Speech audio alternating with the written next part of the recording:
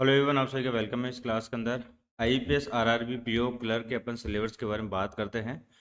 ये आपका एग्जाम का क्या पैटर्न रहता है, क्या इसका सिलेबस रहता है प्रीलिम्स और मेंस एग्जाम के लिए।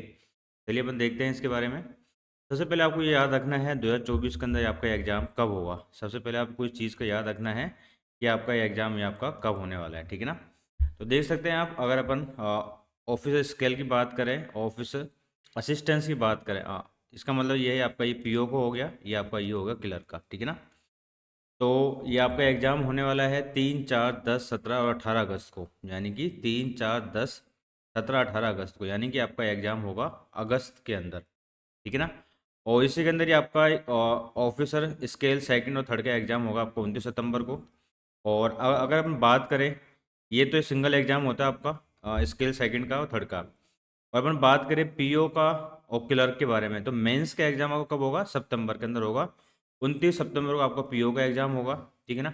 और क्लर्क का एग्जाम आपका होगा 6 अक्टूबर को। तो इसके बारे में सबसे पहले आपको याद रखना है कि आपके एग्जाम की डेट क्या है। तो ये याद रखो कि अगस्त में तो आपका एग्जाम होगा प्रीलिम्स का, ठीक है ना। प्रीलिम्स का एग्जाम आपको होगा अगस्त के अंदर, और मेंस का एग्जाम आपका होगा सितंबर के एंड में और अक्टूबर के स्टार्टिंग में, ठीक है ना। तो ये एंड ही हो गया 29 सितंबर, स्टार्टिंग हो गया आपका 6 अक्टूबर।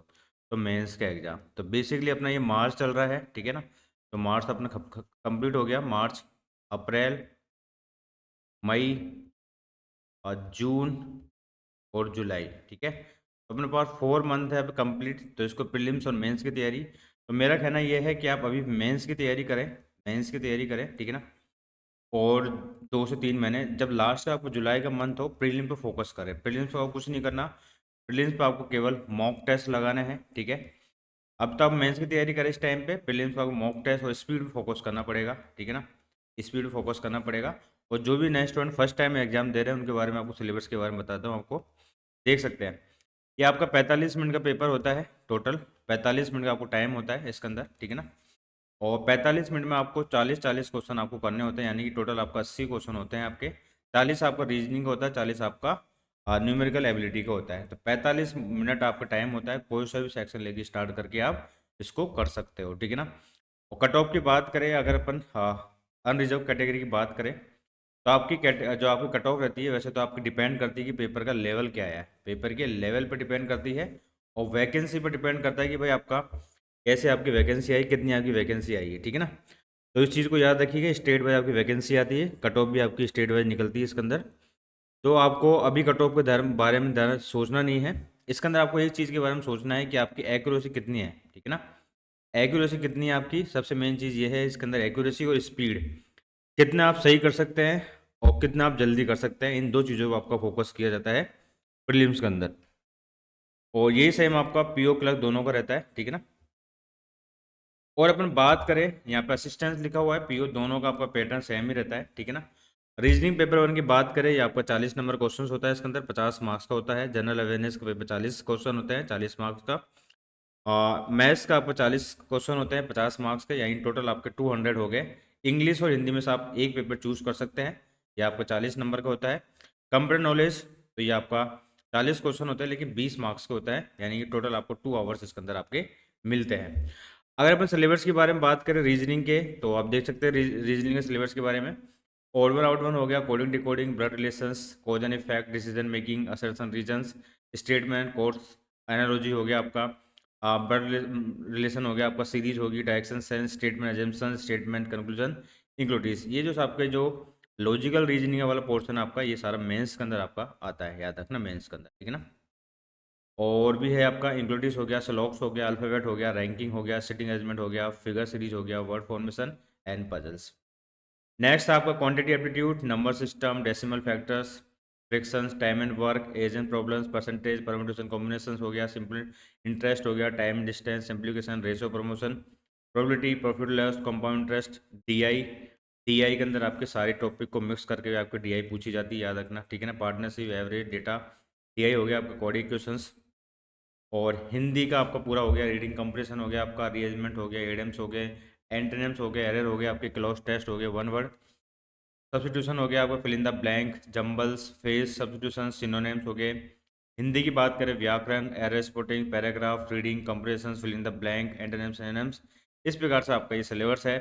अगर अपन कंप्यूटर की बात करें, कंप्यूटर की, तो computer fundamentals, computer abbreviations, software, short keys, networking, basic knowledge, computer, internet, MS office, database, history, security tools, number system conservation, computer language, internet, input output devices, तो कंप्यूटर के बारे में हो गया।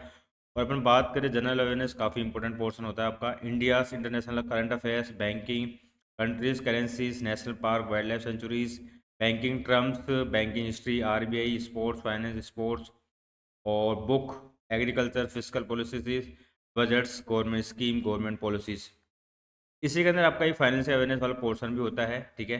तो लेटेस्ट जो फाइनेंशियल जो आपके वर्ड चल रहे होते हैं, मॉनेटरी पॉलिसी हो गया, बजट हो गया, बैंकिंग रिफॉर्म्स हो गए इंडिया के अंदर, banking account special individuals organisation deposit credit loans हो गया आपका, एडवांस नॉन परफॉर्मिंग एसेट्स हो गए, एसेट्स रिकंस्ट्रक्शन कंपनीज होगी, एनपीओ हो गया, registration and loans, bad loans, risk management, accord, Basel second, Basel third, इनके बारे में आपको पूछा जाता है। तो बेसिकली ये है कि मैंने इस क्लास के अंदर आपको क्या बताया है कि आरआरबी पीओ का और जो क्लर्क है उसका प्रीलिम्स का आपको मैंने सिलेबस बताया है। तो दूसरी चीज़ ये है कि आपका एग्ज़ाम कब होगा, आपको इस चीज़ के बारे में याद रखना है। तो आपका एग्ज़ाम कब है? तो आपका एग्ज़ाम होगा आपका अगस्त के अंदर। तो मैं आपको क्या लेके आने वाला हूँ, मैं इसकी एक सीरीज स्टार्ट करने वाला हूँ आपको पीवाईक्यू की, ठीक है।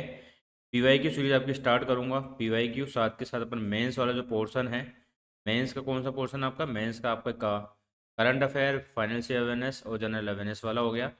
दूसरा आपका कंप्यूटर अवेयरनेस। तो ये तीन पोर्शन अपन लेके चलेंगे। पहले प्रीलिम्स पे जो आपके प्रीलिम्स का जो आपको टॉपिक है उसको अपन देखेंगे, ठीक है।